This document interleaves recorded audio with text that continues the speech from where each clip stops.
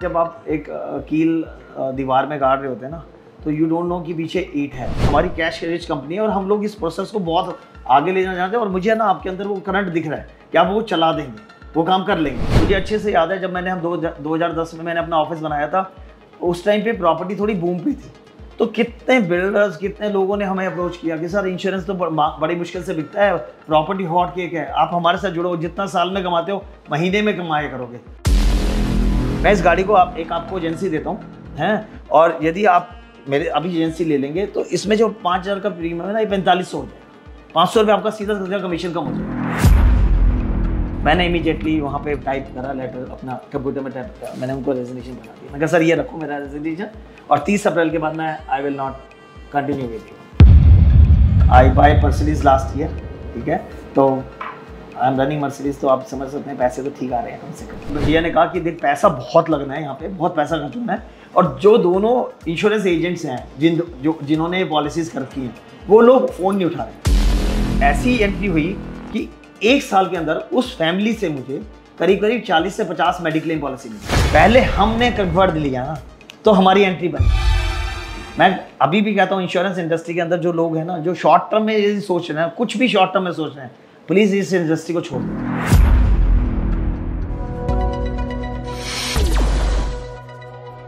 दोस्तों, ये जो वीडियो आप देखने वाले हैं, इस वीडियो से आपको बहुत कुछ सीखने के लिए मिलने वाला है। बहुत लर्निंग है इस वीडियो में, क्योंकि इस वीडियो में मैं आपको एक ऐसे व्यक्ति से, एक ऐसे इंश्योरेंस एडवाइज़र से मिलाने वाला हूं जो कि हर साल TOT लेवल का काम करते हैं, कॉर्पोरेट क्लब मेंबर हैं और दिल्ली में एक बहुत बढ़िया ऑफिस लेकर अपना काम चलाते हैं। लगातार जब से मैं उनको देख रहा हूँ, हर साल वो ग्रो करते रहते हैं, बहुत फोकस्ड होकर काम करते हैं। इनका नाम मिस्टर अतुल जैन है, शायद आप इनको जानते भी होंगे। FPRT नाम से ये एक संस्था भी चलाते हैं, जिसकी वजह से ये काफ़ी फेमस है, नामचीन है। तो अतुल जैन से हम मिलेंगे और उनकी लाइफ जर्नी के बारे में जानेंगे, उनके विचारों को समझने की कोशिश करेंगे और उससे कुछ सीख लेने की कोशिश करेंगे। सो अतुल जी, मैं आपका BITV में बहुत स्वागत करता हूँ। नमस्कार। सो अतुल जी, आप मुझे बताइए कि मैं जब भी आपसे बात करता हूँ और मैं हमेशा ये देखता हूँ कि आप हमेशा कहीं ना कहीं अपने गोल के प्रति फोकस्ड होके काम करते रहते हैं। फोकस्ड मैंने आपको देखा है, लगे रहते हैं आप हमेशा और फोकस्ड रहते हैं, इधर उधर हिलते नहीं हैं। तो इसके पीछे मतलब क्या राज है, कि मतलब कौन सी ऐसी चीज़ है जो आपको फोकस्ड रखती है और लगातार आपको एनर्जी देती रहती है, आप काम करते रहते हैं? बेसिकली क्या है कि मैं 26 सालों से इस प्रोफेशन में हूँ मोटा मोटी, और मैंने एक चीज़ देखी है, मैंने ना बहुत सारे एडवाइज़र्स को, बहुत सारे लोगों को बैक टू बैक काम चेंज करते हुए देखा है, और मैं ट्रेनिंग्स बहुत ज़्यादा अटेंड करता हूँ, तो मैं ट्रेनर्स को भी फॉलो करता हूँ। तो मैंने बहुत सारे ट्रेनर्स की बातों से निष्कर्ष निकाला है कि जब तक हम एक काम में कंसिस्टेंसी नहीं रखेंगे ना, वो काम हमारा काम बनेगा नहीं। क्योंकि यदि हमने आज सोच लिया कि भाई इस काम में सक्सेस नहीं मिल रहा, हम दूसरी जगह चलते हैं। क्योंकि कई बार ऐसा होता है जब आप एक कील दीवार में गाड़ रहे होते हैं ना, तो यू डोंट नो कि पीछे ईंट है, आप उसको मारे जा रहे हो, लेकिन पता नहीं कौन सा हैम्पर आपका कौन सी टाइम पे ऐसा होगा कि वो आपकी जो नेल है वो उस ब्रिक को तोड़ के आगे क्रॉस हो जाएगी। आपने 10 मारे और 10 मारने के बाद छोड़ दिया जगह को, फिर दूसरी जगह पे जाके फिर 10 हथौड़े मारे, तो आप बार बार कर रहे हो, लेकिन एक भी जगह पे आपको सक्सेस नहीं मिल रहा। तो मुझे ये समझ आता है कि जो भी आप एक बार सोच समझ के काम करो, और जो भी काम आप कर रहे हैं उसमें आप कंसिस्टेंसी मेंटेन करो, और अपना उसको ब्रेक करो काम को, कि भाई मुझे इस काम को इतने दिन में करना है, इस काम को इतने दिन में करना है। वो तो 100% एक दिन में कभी नहीं होता।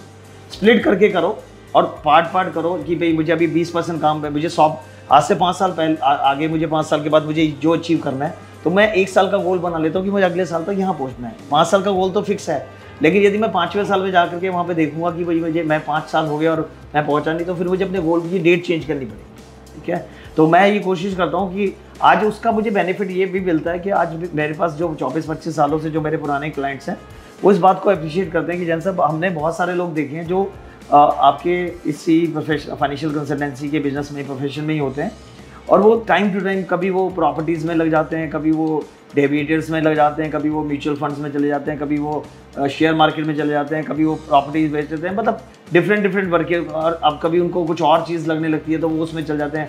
उससे पहले बहुत सारे टी प्लांटेशंस के प्लांट थे, तो उसमें भी बहुत सारे फाइनेंशियल एडवाइज़र ने काम करना शुरू कर दिया था। कोई मतलब डिफरेंट तरीके से काम करते हैं। तो आप यदि अपने आपके पास दिन में, मैं सब लोगों को जो भी आज इस BIDV का इस शो को सुन रहे हैं, मैं उन लोगों से सिर्फ इतना बोलना चाहता हूँ कि आपके पास पूरे दिन में सिर्फ काम करने के 8 घंटे हैं। आप 8 घंटे ना आप सोच के करो कि मुझे 8 घंटे क्या काम करना है, और उसको कंसिस्टेंसी से करो। यदि आप इस काम को कंसिस्टेंसी से करेंगे तो आपको आपका अचीवमेंट मिलेगा। आप पता होता है कि हम आज किसी दूसरे का काम कर रहे हैं, दूसरा बंदा हमारा काम कर रहा है, तो हो क्या रहा है, और फिर हम लोग फ्रस्ट्रेशन में हो जाते हैं कि मार्केट अच्छी नहीं है, काम नहीं अच्छा हो रहा, लोग इन्वेस्टमेंट नहीं करना चाह रहे। हमें अपना काम 100% करना है। हमें सिर्फ अपने क्लाइंट्स के साथ मिलना है। मैं अपने बहुत सारे क्लाइंट्स से मिलता हूँ, जब वो बोलते हैं कि अभी इन्वेस्टमेंट के लिए टाइम नहीं है या पैसा नहीं है या कुछ भी नहीं है, मैं उनसे कहता हूँ सर देखो, मैं 1 अप्रैल को डिसाइड कर लिया था मुझे 31 मार्च 2024 तक क्या अचीव करना है, और मैं अचीव करूँगा। उस जर्नी में आप मेरे साथ हो तो वेलकम, नहीं तो सर मुझे दूसरे बंदे ढूंढने पड़ेंगे। मेरा टारगेट सेट है, मुझे वो काम करना है। बहुत बढ़िया, बहुत बढ़िया। मुझे एक चीज़ बताओ अतुल जी, कभी ऐसा हुआ कि आपको किसी ने कुछ ऑफ़र दिया हो और आपको ऐसा लगा ये चलो ये कर लेते हैं यार, ये काम भी कर लेते हैं, कभी ऐसा हुआ? हाँ सर, मेरे पास अभी मेरे एक बहुत अच्छे क्लाइंट हैं, वो उनका मेरे पास अब वो मेरे क्लाइंट है पिछले 4-5 सालों से, 6 सालों से शायद। 7-8 साल पहले उनका एक बार मुझे फ़ोन आया और उन्होंने कहा जैन साहब आपका नंबर मुझे किसी मेरे एग्जिस्टिंग क्लाइंट ने आपका नंबर दिया है, और आप ना मुझे आपसे कुछ इंश्योरेंस प्लानिंग करनी है, तो आप कब मिल सकते हैं? तो मैंने कहा जी मैं आपको दोबारा कॉल बैक करता हूँ देख करके क्या शेड्यूल है। तो मैंने अगले नेक्स्ट डे का उनसे टाइम बता दिया कि हाँ सर मैं कल मिल सकता हूँ। मैं उनसे मिलने गया, आधे घंटे पौने घंटे की मीटिंग के अंदर चले जैन साहब एक काम करते हैं, आपको पॉलिसी तो हम करेंगे जो भी, आपको मैं एक बिजनेस अपॉर्चुनिटी देता हूँ। तो मैं देख रहा हूँ कि आपका इंश्योरेंस के अंदर जो आपका पैशन है वो मैं समझ रहा हूँ। और हम लोग ना वो फार्मा कंपनी में थे, कह रहे सर हम लोग ये प्लानिंग कर रहे हैं कि हम लोग एक TPA वाला काम शुरू करने की प्लानिंग कर रहे हैं, third party administrator health insurance के अंदर। तो उनका वो प्रोसेस था कि हम लोग चाह रहे हैं कि भाई हम एक TPA लॉन्च करें, और मैं चाहता हूँ कि हमें पार्टनर्स चाहिए, तो मैं वो वर्टिकल पूरा आपको देता हूँ कि आप उसको डेवलप करो। तो मैंने कहा सर मुझे तो TPA का कुछ मालूम नहीं है, मैं तो सिर्फ क्लेम्स से हैंडल करता हूँ, मैं ये वर्टिकल में कहाँ से बिजनेस आता है कैसे आता है, तो दैट इज़ नॉट। नहीं सर आप मुझे पता है, लेकिन मुझे लग रहा है कि आप जिस तरीके से आप बात कर रहे हो मुझे लगता है कि आप चला लेंगे। तो मैंने कहा नहीं सर देखो, मैं आपको ऑनेस्टली बताता हूँ कि मुझे सिर्फ आपसे इंश्योरेंस की बात करनी है। और मैंने कहा मैं जो इंश्योरेंस में अभी 14-15 साल जो मुझे हो चुके हैं इंश्योरेंस करते हुए, उस टाइम पे 8-10 साल पहले 14-15 साल ही हुए थे। तो मैं कहा सर मैं अभी इंश्योरेंस को भी सीख रहा हूँ। मैंने कहा आप मेरे क्लाइंट लिस्ट में नहीं जुड़े हैं, तो इसलिए आपको पता नहीं मैं क्या क्या करता हूँ। मैं बहुत सारी ट्रेनिंग लेता हूँ, मैं आज भी सीख रहा हूँ सर मुझे, और अभी भी बहुत कुछ सीखना है। अभी भी मैं यदि इंश्योरेंस जो मैं 14-15 सालों से कर रहा हूँ, मुझे लगता है कि मैंने आज भी 5% से ज़्यादा इंश्योरेंस को नहीं सीखा है। तो मैं सर आपका उस वर्टिकल पे काम नहीं कर पाऊँगा। तो उन्होंने मेरे से कहा यार देखो मैं आपको, आप जो भी आपकी अर्निंग है ना मुझे बता दीजिए, लिख के दे दीजिए, मैं उतने का पैकेज आपको आज साइन करता हूँ। क्योंकि हमारी कंपनी में हमारी कैश रिच कंपनी है और हम लोग इस प्रोसेस को बहुत आगे ले जाना चाहते हैं, और मुझे ना आपके अंदर वो करंट दिख रहा है कि आप वो चला देंगे, वो काम कर लेंगे। मैं सर आपको मेरे अंदर करंट दिखा, ये सर ये आपकी नज़रों की क्वालिटी रही होगी, बट मुझे भी पता है कि मेरे अंदर कितना करंट है और किस चीज़ के लिए है, ठीक है। तो मैं सॉरी सर मैं नहीं कर पाऊँगा, बट मैं आपको एक चीज़ अच्छा करता हूँ कि आपको जो TPA से रिगार्डिंग जो आपको हेल्प चाहिए मेरे पास, because I have a good relationship with in TPAs also, तो मैं आपको वहाँ पे कनेक्ट करा दूंगा और आप वहाँ से उन लोगों की हेल्प लीजिए या उन लोगों से कोलैबोरेशन कीजिए। I am not the right person. तो उन्होंने कहा चलो ठीक है, फिर मैंने उनको कनेक्ट कराया। ऑनेस्टली मैंने उनको कनेक्ट कराया। TPA का उस TPA का वाइस प्रेसिडेंट उनके कॉल पे बॉम्बे गए, बॉम्बे में जाके मीटिंग्स हुई। वो आगे चीज़ें बढ़ी या नहीं बढ़ी मुझे नहीं आता आइडिया रहा ना, मैंने उसमें इंटरेस्ट लिया, बट आते रहते हैं ऑफर। लोग जैसे हम बात करते हैं, लोगों से मिलते हैं ना, तो लोगों को ये लगता है हम कुछ भी कर सकते हैं। मतलब लोगों को ये हमारे इंश्योरेंस की डिस्कशन से ये निकल के आता है कि हम कुछ भी कर सकते हैं। तो मैं उनको बोलता हूँ सर कुछ भी कर सकते हैं, हो सकता है हम कुछ भी कर सकते हैं, लेकिन अभी तो हम वो करेंगे जो जिसके लिए हमने अपने टारगेट्स बना रखे। बहुत बढ़िया, बहुत बढ़िया। सो आपका अतुल जी अब तक का सबसे बड़ा अचीवमेंट्स क्या रहा है? ये एज अ फोकस्ड जो आप होके काम कर रहे हैं, आपको क्या लगता है कि ये मैंने करते करते ये मेरा जो टारगेट जो रहा, ये जो मेरा अचीवमेंट रहा, ये मुझे ऐसा लगता है कि ये मेरा सबसे बड़ा अचीवमेंट रहा है? देखो सर, मैंने कंसिस्टेंसी मेंटेन करी तो उसका ये बेनिफिट मुझे ये मिला कि मैं पिछले 14 सालों से MDRT कंटिन्यूस कर रहा हूँ। पिछले 7 सालों से मैं COT रेगुलर कर रहा हूँ। पिछले 4 सालों से मैं TOT रेगुलर कर रहा हूँ। पिछले 4 सालों से मैं कॉर्पोरेट क्लब मेंबर रेगुलर हूँ। तो ये सब मुझे ये लगता है कि जो डिसिप्लिन है ना, ये डिसिप्लिन की वजह से मैं ये सब कुछ कर पा रहा हूँ। यदि मैं आज डिफोकस होकर के 10 कंपनियों के साथ और काम में LML कंपनीज होती हैं, उसमें आप लग जाएं कि ML होती है ना, मल्टी लेवल मार्केटिंग की कंपनीज होती हैं, बहुत सारे ऑफर्स, इतने अनमैच्ड ऑफर्स आते हैं। मतलब लोग, मुझे अच्छे से याद है जब मैंने 2010 में मैंने अपना ऑफिस बनाया था, उस टाइम पे प्रॉपर्टी थोड़ी बूम पे थी। तो कितने बिल्डर्स, कितने लोगों ने हमें अप्रोच किया कि सर इंश्योरेंस तो बड़ी मुश्किल से बिकता है, प्रॉपर्टी हॉट केक है, आप हमारे साथ जुड़ो, जितना साल में कमाते हो महीने में कमाया करोगे। तब भी मैंने उनको भी यही कहा था, सर मैं इसको भी समझ नहीं पाया, प्रॉपर्टी तो मुझे वैसे ही नहीं पल्ले पड़ती, ठीक है ना। जो चीज़ मुझे समझ नहीं आती, जिस चीज़ का मुझे पता नहीं, और मैं उसको ना, देखो रंजीत जी, मैं इस चीज़ को ना एक अच्छी भी मानता हूँ। मैंने अच्छा करा उस टाइम पे प्रॉपर्टीज़ में नहीं, उस टाइम पे लोगों ने कि कोई स्क्वायर फीट का रेट नहीं था यहाँ पे, ठीक है। 5000 स्क्वायर फीट जंगल के अंदर 5000 स्क्वायर फीट के लोगों ने फ्लैट्स बेच दिए, और बाद में जब रिसेशन आया तो उसको 2000 में खरीदने वाला नहीं था। और यदि बाई चांस मैंने किसी नोन टू अपने क्लाइंट्स की मेहनत की कमाई वहाँ लगवा दी होती, और मान लिया हो सकता है 10, 20, 50 लाख मैंने कमा भी लिए होते, तो यार वो लोग तो मुझे ज़िंदगी में बात भी नहीं करते ना, और वो उनके पास तो दूसरी ऑप्शन भी नहीं रहती। एक मकान एक इतना इमोशनल चीज़ है, हर आदमी सोचता है मेरा घर होगा, मेरा मकान होगा, और यदि वो मकान ऐसी जगह पे जहाँ जिसका पता नहीं कि बनेगा भी नहीं बनेगा, ऐसे में वो हमारी ट्रस्ट के ऊपर लगा देता, तो हम अपनी ज़िंदगी में अपने आप को माफ़ी नहीं कर पाते। तो मुझे हमेशा से ये लगता है कि जो हम कर रहे हैं ना, वो ठीक कर रहे हैं, रिजनेबली ठीक कर रहे हैं। मैं ये कभी नहीं कहता कि हम बिल्कुल परफेक्ट कर रहे हैं, ठीक है। हमें लगता है कि हम रिजनेबली ठीक करते हैं, ठीक है। हम अपनी तरफ से पूरी कोशिश करते हैं अच्छा करने की। बाकी sir God is with us. बहुत बढ़िया, बहुत। अतुल जी, आप आए कैसे थे इंश्योरेंस इंडस्ट्री में? मैं इंश्योरेंस इंडस्ट्री में देखो, मैं नहीं, आप यदि आप इंडस्ट्री के लोगों को जब आप इंटरव्यू ले रहे हो ना, आप देखना कि इंश्योरेंस इंडस्ट्री के अंदर ना लोग बाई चांस आते हैं, और जब वो अपने प्रोफेशन को बाय चॉइस करते हैं, तो ये जर्नी बनती है जो आज मेरे से आप डिस्कस करते हैं, ठीक है। तो ये बात है 1995 की 96 की। और 1996 में हम लोगों ने एक सेकेंड हैंड मारुति 800 गाड़ी खरीदी। और उस टाइम पे मैं एज ए कंपनी में एज ए अकाउंटेंट नौकरी करता था। तो वो बाई चांस वो गाड़ी भी मेरे नाम से परचेज़ करी गई। तो वो जब मैंने गाड़ी हमारे नाम से, जब रिन्यूअल आया उसका, तो मैं उस गाड़ी का रिन्यूअल करने के लिए ओरिएंटल इंश्योरेंस कंपनी के ऑफिस पहुंचा। तो जो डेवलपमेंट ऑफिसर बैठे थे, उन्होंने कहा कि ये गाड़ी का इंश्योरेंस इतने पैसे 4500 5000 रुपये लगेंगे। तो मैंने कहा ठीक है सर, 5000 रुपये कर दीजिए। तो कहने लगे क्या करते हो? मैंने कहा सर अकाउंटेंट हूँ एक कंपनी के अंदर प्राइवेट। तो कितने बजे से कितने? मैंने कहा सुबह 9:30 बजे मैं जाता हूँ और 6 बजे कंपनी वाले बाहर का रास्ता दिखाते हैं। 6 बजे हमारे डॉट निकल जाते हैं ऑफिस से। तो कहने लगा 6 के बाद क्या करते हो? मैंने कहा 6 के बाद घर जाते हैं, टीवी देखते हैं, बस खत्म काम। तो कहने लगा ऐसा है, मैं तुम्हारे को एक काम बताता हूँ, ये वाला जैसे आपकी गाड़ी है ना, मैं इस गाड़ी को आपको एजेंसी देता हूँ हैं, और यदि आप मेरे अभी एजेंसी ले लेंगे तो इसमें जो 5000 का प्रीमियम है ना, ये 4500 हो जाएगा। 500 रुपये आपका सीधा सीधा कमीशन कम हो जाएगा। तो हमने कहा 500 रुपये बच जाएंगे। और 500 रुपये उस टाइम पे मेरी 3 दिन की सैलरी, ऑलमोस्ट 2-3 दिन की सैलरी होती थी 500 रुपये। मुझे लगा यार ये तो बढ़िया चीज़ है, 500 रुपये बच जाएंगे गाड़ी के अंदर। एक मतलब मैंने कहा करना क्या होगा कि आपको 10 रुपये एक 10 रुपीज़ का वो फॉर्म लगता है, वो मैं जमा करा दूंगा, बस आप मुझे एक अपनी फोटोग्राफ और एक अपना 10th का सर्टिफिकेट दे दीजिए। मैं उनके साथ ऐसे एसोसिएट हो गया, और थोड़ी बहुत किसी की 2 व्हीलर 4 व्हीलर जो भी इंश्योरेंस होता, तो उन्होंने, उस डेवलपमेंट ऑफिसर ने मेरा इतना सपोर्ट किया उस टाइम पे, जब इनकमिंग फ़ोन के भी पैसे होते थे और मेरे पास मोबाइल फ़ोन नहीं होता था। और बाई चांस मैं यदि किसी के, मुझे कोई गाड़ी का इंश्योरेंस मिल जाता था या बाई चांस मुझे मेडिक्लेम मिल जाता था, और मैं, क्योंकि मैं तो जॉब करता था, तो मुझे 6:30 बजे एक दिल्ली में एक जगह है मजनू का टीला, तो मैं करनाल बाईपास पे नौकरी करता था उस टाइम पे। मैं वो वहाँ से मजनू के वहाँ पे निकलता था, वो मजनू के टीले पे मुझे मोबाइल पे फ़ोन करता था, उनको 20 रुपये मोबाइल कॉल को रिसीव करने के लगते थे। तब भी वो मेरा फ़ोन उठाते थे, वो मुझे मिलते थे और वहाँ पे मेरा कवर नोट काटते थे।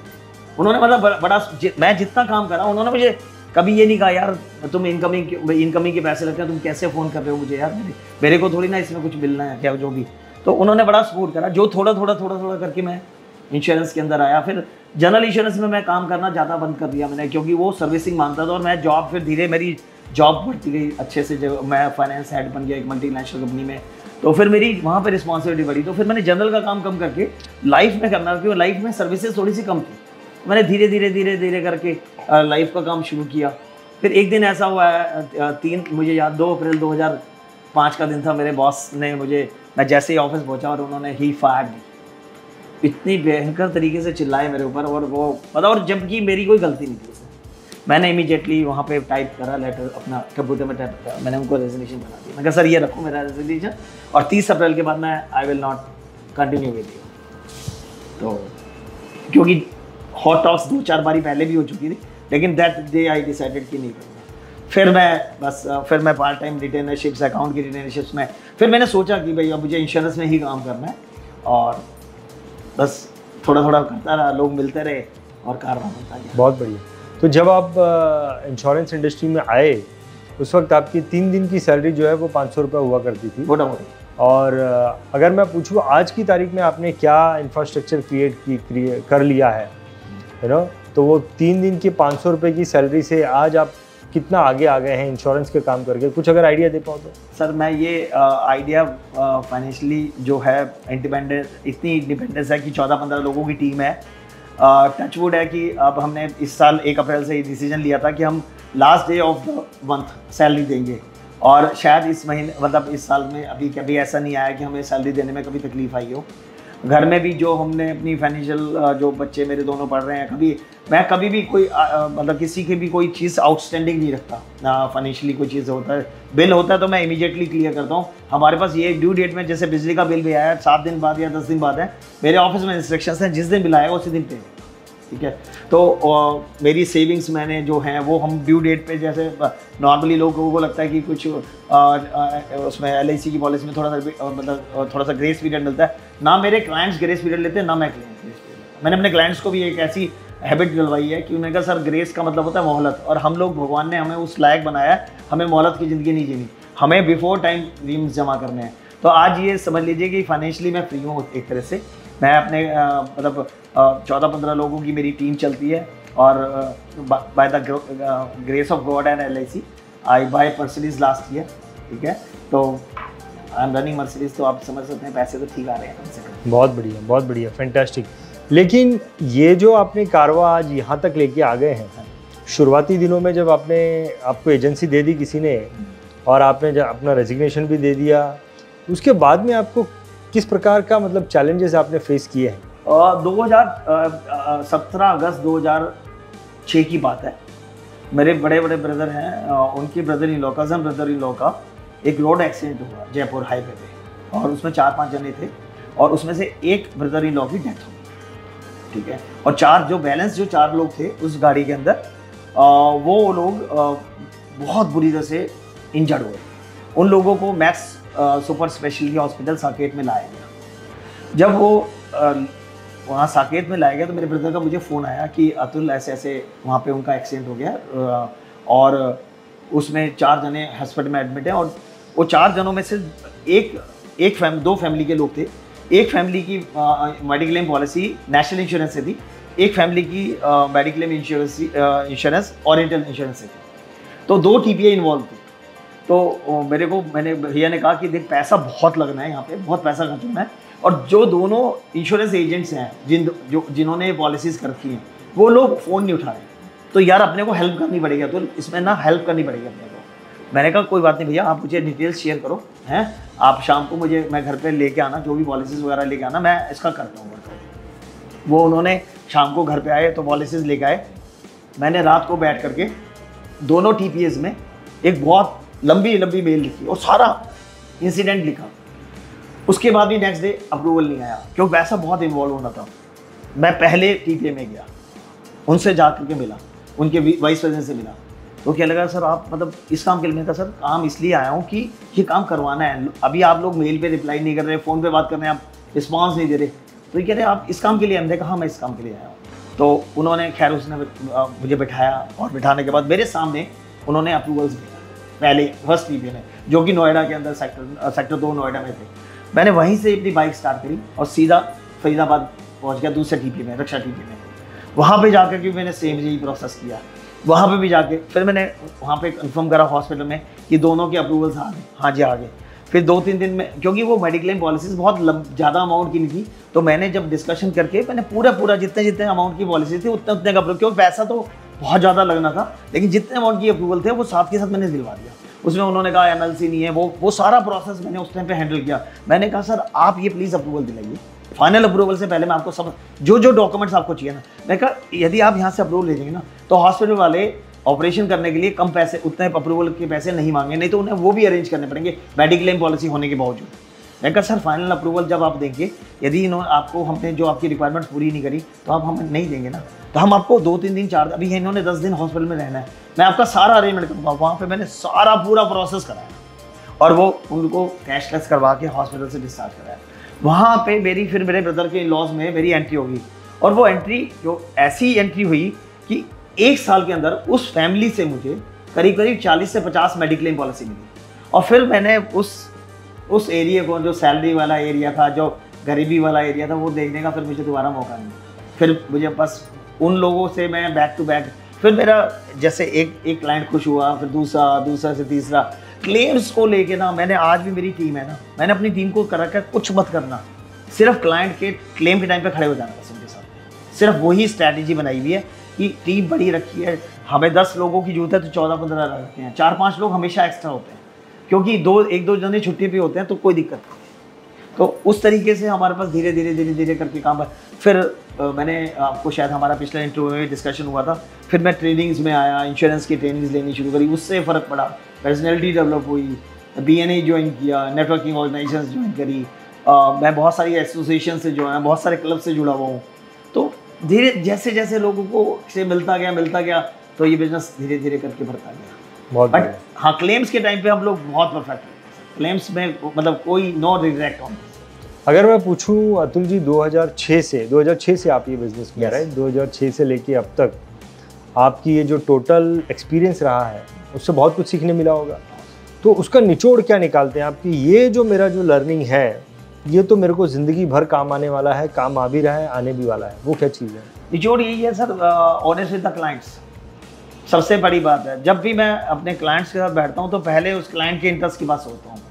क्लाइंट को जो अच्छा, मतलब उसको जो मर्जी लगे कि भाई हम अपने बेनिफिट के लिए हैं। बहुत सारे बार क्या होता है कि क्लाइंट इग्नोर करते हैं, जो भी करते हैं, ठीक है, हम अपना काम पूरा करते हैं। और मैं हमेशा जब भी जो भी प्लानिंग बना के ले जाता हूँ, पूरी क्लाइंट के फेवर की चीज़ें डिस्कशन करता हूँ, पूरा डिस्कस उसके मामले, उसके पॉइंट ऑफ से करता हूँ, वो उसका आउटगो है। और उसका देखो सर, मैं आज यदि इस लेवल पे जहाँ पे मैं पहुँचा हूँ ना, तो ये भी, इसके पीछे भी मेरे पेरेंट्स, भगवान जी और सारे क्लाइंट्स और मेरी टीम का, इनका सबका हाथ है, उसमें कोई दो राय नहीं है। क्लाइंट्स भी हमारे पास ब्लाइंड ट्रस्ट करते हैं, ब्लाइंड ट्रस्ट। मतलब यदि क्लाइंट को हमने बोल दिया कि ये करना है, तो क्लाइंट को ये नहीं पता कि क्या करना है। वो कहता है जैसे बैठे हो ना यार, आप बताओ ना क्या करना है, बस वो करना है, जो आपने करना है वो ही होना है। अब हमारे यहाँ से ऑफिस से मेल जाती है, पेमेंट लिंक्स जाते हैं, पेमेंट हो जाती है, कोई दो क्वेश्चन। अभी पिछले दिनों एक छोटी सी बात और बताना चाहता हूँ। अभी एक मेरा बहुत अच्छा बड़ा क्लाइंट है, उन्होंने अपने सिस्टर की शादी में BMW गाड़ी थी और वो लड़की बॉम्बे मतलब मैरिड हो गई है, तो उसका रिन्यूअल था। रिन्यूअल से हमारे यहाँ से ऑफिस से पेमेंट लिंक गया और उन्होंने पेमेंट कर दी उसकी, क्योंकि जैनवन से पेमेंट लिंक गया, पेमेंट कर दी। जैसे ही वो पॉलिसी बन के आई, मेरे जो GM है हमारे ऑफिस के, उन्होंने देखा कि यार ये तो गलती होगी इस पॉलिसी में, इसमें हमने नो क्लेम बोनस नहीं दिया क्लाइंट को। अब क्लाइंट ने तो उसको तो दिमाग लगाना ही नहीं कि भाई जब जैनवन से आया है प्रीमियम तो दे दो, बस पे कर दो। हमने इमीडिएटली इंश्योरेंस कंपनी को मेल किया और 6-7 दिन का प्रोसेस लगा हमारा बैक टू बैक। उसका जितना अमाउंट नो क्लेम का बनता था उसको रिवर्स करवाया। तो क्लाइंट का ये ट्रस्ट बहुत बड़ा है कि यदि मान लिया वो हमें ये लगता है कि हम भी अपना पूरा कोशिश करते हैं कि क्लाइंट को बेस्ट टू बेस्ट प्रीमियम दें, जो बेस्ट टू बेस्ट चीज़ हो वो दें, जो उसकी नीड बेस सेलिंग करे। ये नहीं कि हमारे कोई टारगेट सूखे हुए हैं उसको उसके लिए सेलिंग करनी शुरू कर दें। क्लाइंट को जो रिक्वायरमेंट है वही दें। पहले ऑप्शन ये रहता है क्लाइंट का रिक्वायरमेंट। बहुत बढ़िया, बहुत बढ़िया। अतुल जी, कोई कस्टमर का ऐसा एक्सपीरियंस आप हमारे साथ शेयर करेंगे कि यार ये कस्टमर को क्लोज करना बहुत डिफिकल्ट था लेकिन वो क्लोज कर दिया आपने? आज के दिन जो नंबर 1 कस्टमर है, जिनकी वजह से इस साल का मेरा TOT होने वाला है, ठीक है, जिनकी वजह से मेरा TOT होने वाला है। 2019 में मेरे किसी क्लाइंट हैं, उनके वो फादर इन लॉ लगते हैं, तो उन्होंने इंट्रोड्यूस कराया कि आप इनसे मिलिए और इनके पास जाइए, ये काफ़ी अच्छा काम मिलेगा। मैं उनसे मिलने गया तो मिलते ही उन्होंने मुझे फर्स्ट मीटिंग में घर की 4-5-6 मेडिक्लेम पॉलिसी थी, वो दिखाई, ओरिएंटल की थी। तो कह रहे ये कर लेंगे आप? मैंने कहा हाँ जी कर लूँगा, तो आप ये ले लीजिए। अब ओरिएंटल की पॉलिसी हम लेके चल दिए हमने। मैंने उनसे कहा कि सर हम लोग इंश्योरेंस पे, लाइफ इंश्योरेंस पे बात करेंगे। कह लगे यार लाइफ इंश्योरेंस पे बात तो कर लेंगे, लेकिन चलो मैं बताता हूँ आपको। करते करते फरवरी 2020 में हमारी मीटिंग हुई, और उसमें हमने उनके उनके मतलब 2 बेटे हैं जो डायरेक्टर्स हैं कंपनी के अंदर, बट उस टाइम पे 250-300 करोड़ की टर्नओवर थी। तो मैंने उनको कीमैन प्रपोज किया। तो कीमैन जब प्रपोज किया तो उसके बाद उन्होंने कहा कि इसमें से कमीशन वमीशन कैसे वापस आएगा? मैं कहा नहीं सर कमीशन नहीं। तो कहने लगे नहीं यार ऐसा तो मिलता है, सुना है मैंने ऐसा मिलता है। सर सुना होगा शायद सर मुझे, बट मैं नहीं देता sir, I am very sorry, मैं नहीं देता। कह लगे ठीक है अतुल जी, फिर करते हैं डिस्कशन करते हैं। ठीक है कोई दिक्कत नहीं। डिस्कशन खत्म हुई, बात खत्म हुई, कोविड आ गया 2020 का। उसके बाद मैं जब भी उनसे बात करूं मिलने के लिए, वो टाइम ही नहीं दे। तो कहने लगे नहीं सर कोविड चल रहा है, और कोविड में तो बच्चों ने बिल्कुल मना कर रहे हैं। अंकल जो हैं वो 74 की एज पे हैं। तो उन्होंने कहा नहीं बच्चों ने मना करके बिल्कुल नहीं मिलना, किसी से भी नहीं मिलना। तो बस बातों में उन्होंने मेरे से बताया कि भाई ऐसे मेरे छोटा वाला बेटा और बहू सिर्फ इस कोविड में बाहर निकले थे, क्योंकि उनकी छोटे वाले जो बहू को डिलीवरी थी उस वजह से वो घर से बाहर निकले। नहीं तो हमारे घर में कोई भी घर से बाहर नहीं जा रहा, बिल्कुल कंप्लीट घर में लॉकडाउन कर रखा है, अपने घर के अंदर अपने होम अरेस्ट कर रखा है सब लोगों को।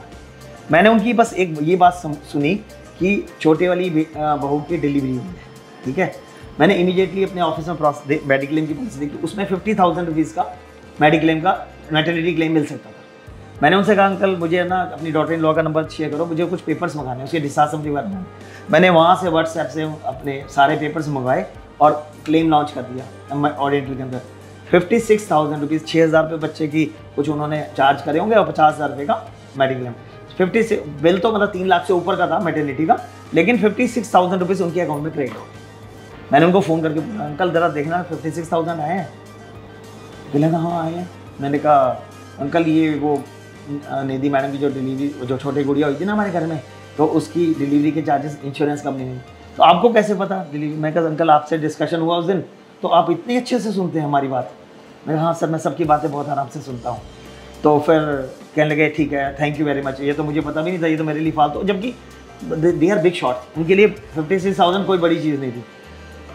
फिर भी उन्होंने टाइम नहीं दिया, लेकिन फिर अक्टूबर नवंबर में आते आते अंकल आंटी को दोनों को कोविड हो गया। जब वो कोविड होकर के वहाँ पे डिस्चार्ज हुए, उस टाइम पे उनके दोनों का 6-7-8 लाख रुपए का बिल आया, और उसके बाद उनके जो प्री एंड पोस्ट के जो उन्होंने बिल मुझे एक थैले में भर के दिए, वो 2,64,000 के मैंने रिएम्बर्समेंट कराया। जब उनको 2,64,000 पहुँचे ना, तो ही वॉज सरप्राइज, कहने लगे इतने पैसे आए हैं? मैंने कहा क्योंकि जितने बिल आपने मुझे दिलाए हैं ना, इतने तो हमने फेंक दिए होंगे।